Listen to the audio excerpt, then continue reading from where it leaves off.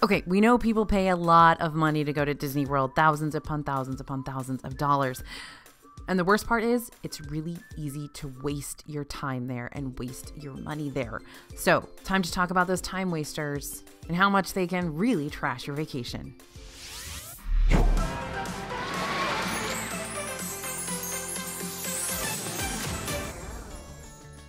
Hey everybody, it's AJ for Disney Food Blog. When you've invested a lot into your Disney World vacation, you expect to get a lot out of it in return. You want to ride as many rides as possible, eat as many different foods as your stomach can handle, and maybe squeeze in some relaxing moments here and there, maybe. But how you manage your time in the parks can make the difference between seeing everything you want to see versus seeing some of what you want to see. So let's talk about how you're wasting your time in the parks and what you can do to stop it before too much time escapes you. Now, Bria wants me to let you know she's a little salty about point number 7, so she says take it easy on her when she writes about it. Okay. We're going to start with something that sounds small and like not a big deal, but guess what? That's how you waste time. You do these things that are small and not a big deal, and they add up. Now, this might sound familiar whether you visited a Disney World park before or not. Losing your car in a parking lot full of cars is no fun at all, especially when it refuses to play Car Alarm Marco Polo with you. What's even worse is when you lose your car in a Disney World parking lot when you're already hot and tired and cranky. Seems to me like you're stirring up a rather dangerous recipe that could lead to swear words, hurt feelings, and precious time slipping through your fingers like sand. Now, here are your tips to avoid this waste of time. Got your phone on ya? Of course you do. Can't go to Disney World without a phone these days. It's not a bad idea to download the free Find My Car app before your big trip. This is a super useful tool. Once you've parked, you're just going to press the park button featured on the app, letting it know this is where your car is putting down routes for the day. The app will memorize that location and pull up this GPS marker later on when you're ready to track down your car again. Even with this app, it's still a good idea to also take a few seconds once you're outside the car to take a picture of not only the parking sign of the lot you're in, but of your parking number. I don't just do this at Disney. I do this anytime I'm parking in a giant ladder parking garage. Visual cues are happy cues. None of that go north, east, southwest nonsense. If you're in a hurry to get into the parks and you forget about these two crucial steps, you can always talk to one of the parking cast members for assistance. You see, they have this nifty little sheet that keeps track of what parking rows were filled during certain times of the day. So if you let them know a general idea of when you arrived, they can help point you in the direction of where cars were being parked at that time. So you found your car and everything's right with the world again. Where to next? The way you answer could say a lot about how you'll go about this next time vacuum. Let's talk park hopping. Hitting up more parks in one day sure does sound like you're using your time wisely. Too bad that's not always the case. Now, I'm not anti-park hopping. Don't worry, there are definitely ways to do it efficiently. But park hopping can be quite the endeavor thanks to travel times to and from park to park. So if you're going to park hop successfully, take as little time out of your day doing so. Keep these things in mind. If you're really wanting to use a park hopper ticket because you've only got a limited amount of vacation time and you want to cram in as much of the parks as you possibly can in one go, your best parks to hop between are Epcot and Hollywood Studios, thanks to the Disney Skyliner.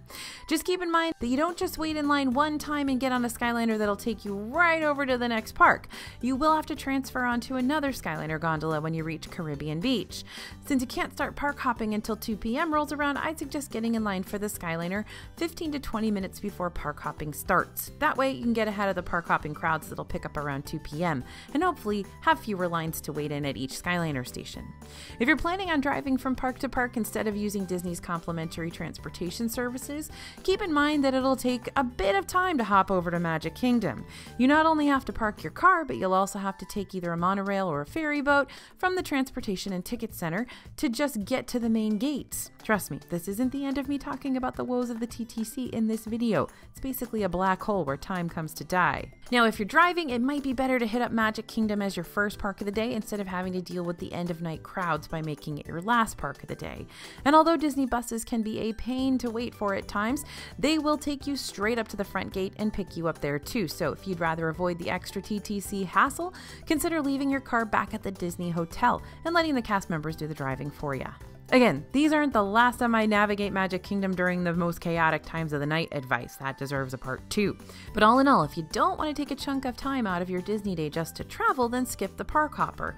Even if you have a limited amount of time in Disney, you may prefer making the most out of the parks you're already in rather than jumping somewhere else and cutting your time short. Okay, all that travel time is exhausting. Let's regain some of our energy here and have some lunch. Now, you gotta be prepared when hunger strikes, especially when you're fighting against a crowd of equally as hungry guests. There is nothing scarier than trying to eat at Backlot Express at noon on a holiday weekend. I can say from experience. So quick service locations can save you time on getting a meal ASAP and being able to jump back into your park day. But if you plan your meal time wrong, you might find yourself waiting over half an hour for a meal you really didn't want to invest a whole lot of time and energy into in the first place. Not to mention your stomach's just gonna flat out hate you. So here's the time wasting tips here. First off, gotta give a shout out to the lovely and talented mobile dining function on your My Disney Experience app. If you plan your mobile order earlier in the day while you're waiting in line for a ride or chilling before one of the shows start, you can get your lunch and dinner plans all lined up and pre-ordered. Just make sure to pick a return window that's not going to place you at the quick service smack dab in the middle of those prime dining hours. Even with the mobile order and its return pickup time, you can still wind up caught in the hungry swarm of guests if you're not careful. After all, your mobile order return time means that your food can start getting prepared during that time, not that it'll for sure be ready right then, so plan accordingly. Even if you don't plan on mobile ordering and just want to stand in the physical line for a quick service location, this is still a good rule of thumb. Late lunch, early dinner. Early lunch, late dinner. Capiche? I just don't want you to wind up having to wait 30 plus minutes just to get through the fast food line. And I'm so not exaggerating. Have you seen the quick service lines at Hollywood Studios during lunchtime? They are not to be messed with. Now, if you don't want to deal with the quick service hassle, you can always make an advanced dining reservation 60 days before your time in the parks. Sure, table and signature dining are time sucks on their own, but they do keep you from stressing over finding somewhere to eat later on, since they already have a table waiting for you, and it's usually air conditioned. I just wouldn't choose to do more than one table service restaurant per park day, otherwise you're looking at 2+ hours just to sit down and eat. Talk about a time waster. Now, waiting for food is one thing, but waiting on something that might not even happen, that's a waste of time. Disney World rides are one of the main draws of the parks, and you probably already have a favorite ride or a predetermined favorite ride if you've never been before that you just can't miss during your next visit. But what if you're waiting for said ride when the dreaded "this experience has been momentarily delayed" announcement blares through the queue's speakers? Do you wait it out with the blind hope that this delay will be brief, or do you jump ship? And how much time are you wasting just trying to come to a conclusion? In general, all Disney pros have been in this situation. Since Disney World rides can be unpredictable in terms of technical difficulties, it's best to have a game plan already in place. If you've just jumped in line for a ride only to learn it's feeling under the weather 5 to 10 minutes into your wait, listen to what the cast members or overhead announcements have to say about the status. It'll probably be vague since it's impossible to promise guests when a ride will for sure be good as new again, but it'll give you an idea about the severity of the delay ahead. In some cases, it's just going to be a brief pause where there's no need to panic and jump ship, but in other cases, you're going to hear cast members spilling facts. This could be a while before it's back online, or if you want to step out of line now, go ahead and open this roped off section for you. And if you hear that, say "aye, aye, Captain," and walk off the plank, because that means it's going to be a doozy of a wait, most likely. But what if you've already waited for a good long while and the thought of getting out of line now makes you just sick? Well, here's the unfortunate truth. More than likely, you're not going to get a free lightning lane pass to get back on the ride later throughout the day. Sometimes you might, but more than likely, no dice, unless you broke down while you were on the ride and had to be evacuated. Depending on the ride and how much you really want to do it, you can just hunker down and pass the time playing some games on your phone or having a nice mid-queue snack if you've packed away something in your park bag. Plus, you might see the line start moving anyways, since other guests will more than likely be stepping out of the queue and moving onward. But in some cases, you may have to take the gamble and be one of the guests who steps out of the line in defeat. I know, great advice, right? But it's true. When a ride goes offline, it could be down for half an hour, 1 hour, 2 hours even. Looking at you, Rise of the Resistance. So talk it over with your group. If this is one of the last things on your must-do list for the day and you've already accomplished everything else, then wait it out if you'd like. But if you've still got over half the things on your must-do list to go, you may want to make the sacrifice to get more done than just waiting in an unmoving line all afternoon. If you do end up getting out of line, check the My Disney Experience app throughout the day to keep track of the ride's status. That way, you'll know as soon as the ride is back up and running again. Now, speaking of waiting in massive lines for no reason whatsoever, this is important, friends. Are you listening? Because this isn't only a time killer, it's a ride killer too. Do not wait in line for rides that are usually walk-ons. If you wait over 30 minutes to ride Journey into Imagination with Figment over in Epcot, not only will you be wildly upset when you see the ride time plummet down later on in the day, but you're going to get off the ride going, "That's it? I waited that whole time in line for that because that wasn't worth it." Now, me in 1982, I waited much longer than that to ride Journey into Imagination, and it was awesome because you know what? That was one of the best rides in the park at that time. Well, it's not anymore, y'all. So do not get in this ride line if it says it's more than 20 minutes. A ride you could have potentially thought was cute enough for a 5 to 10 minute wait has automatically been deemed as a waste of time in your books if this happens, and that's not fair to you or the middle tier dark rides, so let's fix that. Even if you don't end up purchasing Disney Genie Plus to help you bypass main queue lines during your trip, you can still use the free version of Disney Genie on the My Disney Experience app to help potentially cut down on your wait times and maybe on some bad decisions about standing in line when you shouldn't. When you open the app, tap on the View My Genie Day and Tip Board button, and this is going to lead you to a full list of wait times for all the rides throughout all the parks. Scroll down to the ride you're curious about and tap on the View Details section. This is going to open the ride's forecasted wait time for the day, giving you an idea of when wait times are predicted to be at their highest and lowest from sunup to sundown.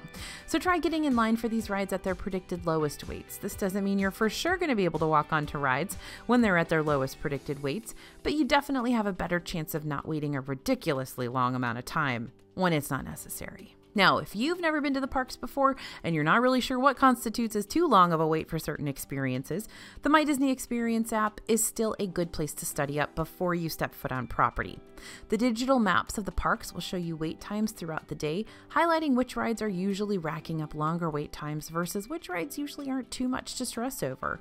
This will help you figure out which rides you need to prioritize first thing in the morning when you hit up the parks, or better yet, during early theme park entry, which allows Disney World Resort guests to hit up any of the parks on any day 30 minutes before they open.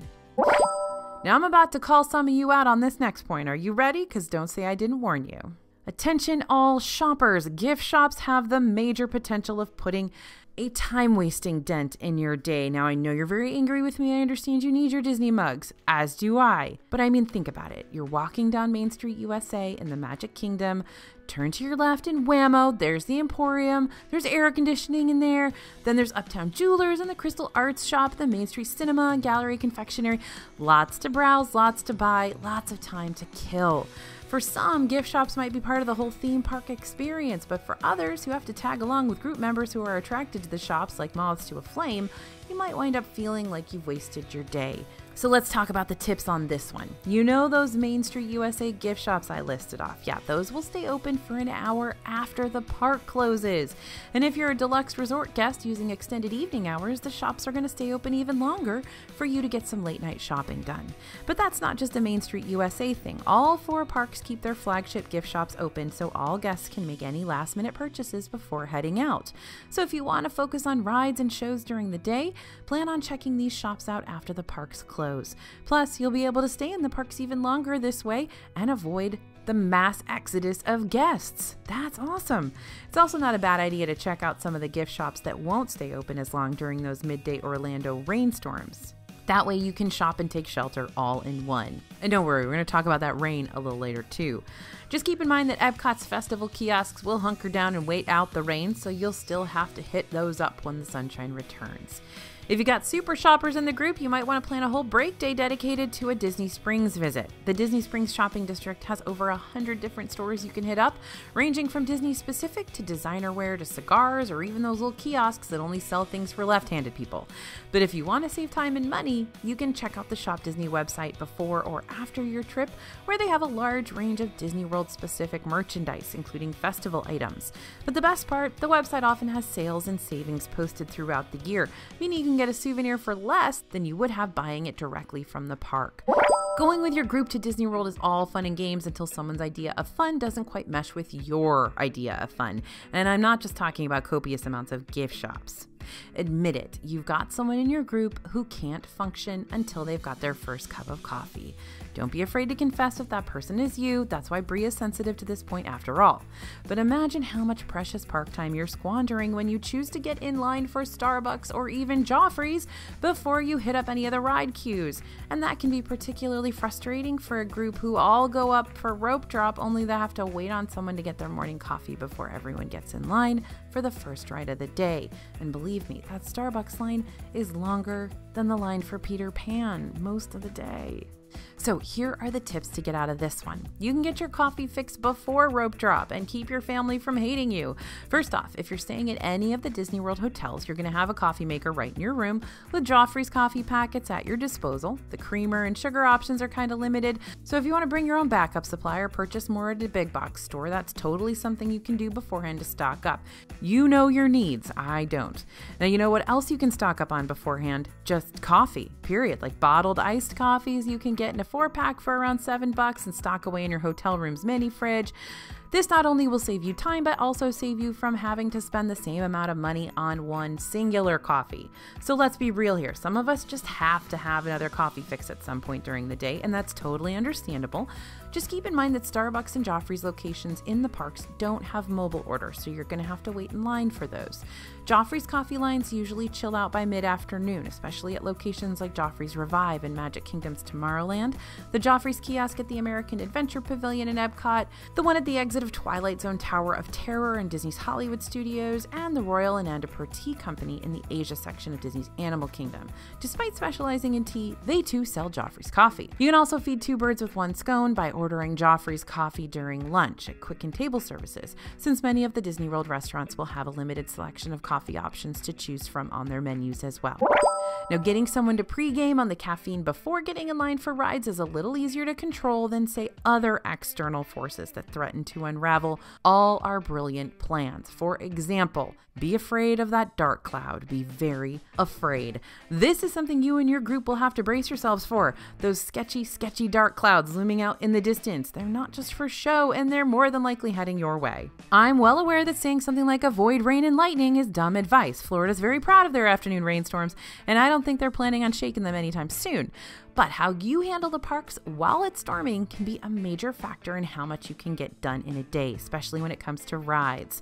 So time wasting stops here. Predicting Florida weather is like chucking your squishmallow chicken off a 15-story building and expecting it to fly. You just can't do that.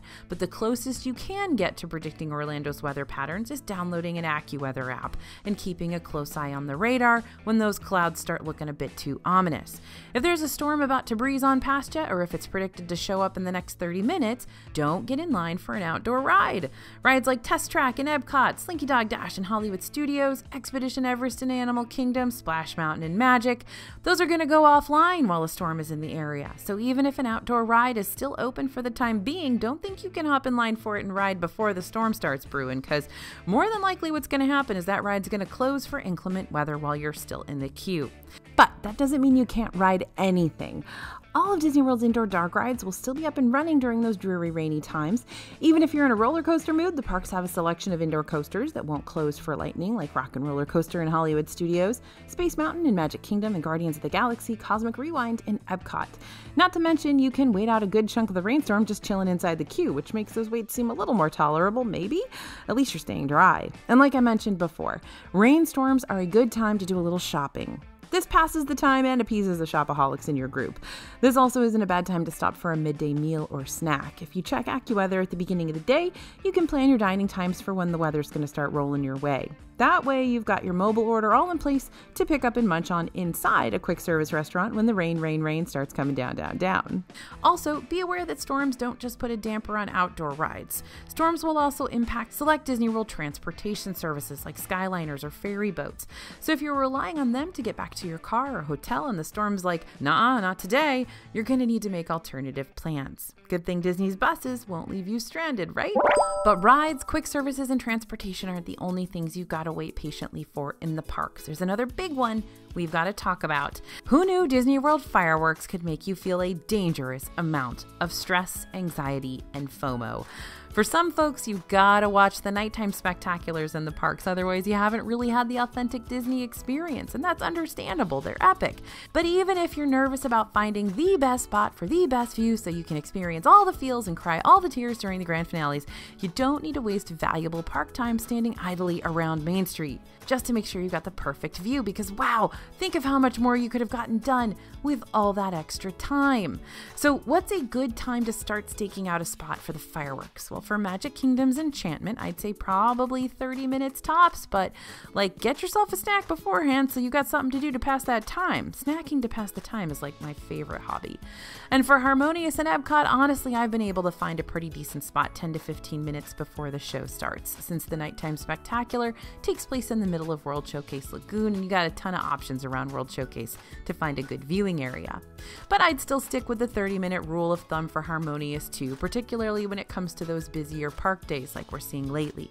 Remember, for Enchantment, it doesn't really matter how early you stake out a spot, especially if you're going to find one on Main Street USA.